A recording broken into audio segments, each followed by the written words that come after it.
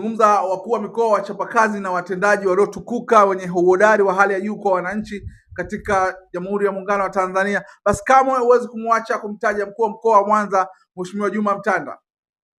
Mheshimiwa Mtanda ameweza kufanya jambo ambalo watu wengi waliona aliwezekana kufanywa.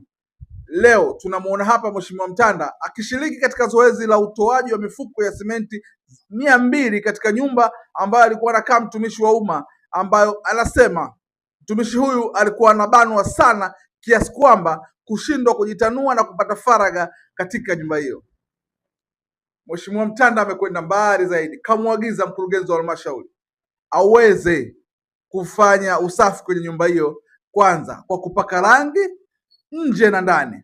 Pili, hakikishe nyumba hiyo inawekwa gypsum board za kisasa na kuziba nyufa zote, ili mfanyakazi huyo wa halmashauri aweze kuishi kwa vizuri na kujinafasi na familia yake.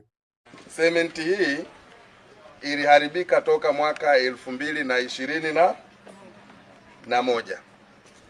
na serikali ilichukua hatua kwa wakati huu.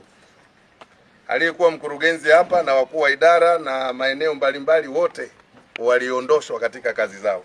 Lakini jambo kubwa ambalo mimi limenisukuma tuitoe hii cement ni kwamba huyu mtumishi, lakini hii cement ambayo imeganda, na huu ndio mfano wa hii cement kwamba hii haifanyi kazi tena, kazi iliyokusudiwa. Imekaa kwenye nyumba ambayo mtumishi anakaa kwa muda wa miaka mingapi? Miaka mitatu. Kwa hiyo zaidi ya miaka mitano imekaa kwenye chumba. Yeye anashindwa kuwa na haki yake ya privacy katika familia yake kwa sababu tu chumba chake kimewekwa mifuko 200 ya cement ambayo ni useless, haina kazi yoyote, imeganda.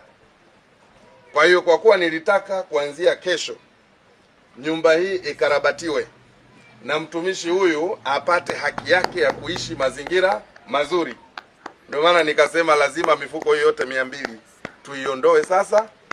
Na kesho ninamwelekeza mkurugenzi wa halmashauri, yuko wapi mkurugenzi? Kesho kuleta fundi kutathmini. Nimeona kuna nyufa 2, nimeona ceiling board moja imeanguka.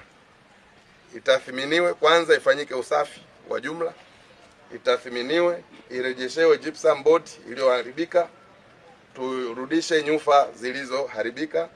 Ni nyufa 2 tu, nyumba bado imara.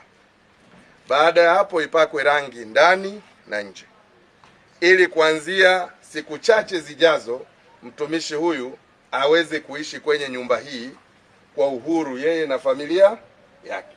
Kwa hiyo wananchi wanasema kipande cha barabara kimeharibika, na baada ya mashauriano na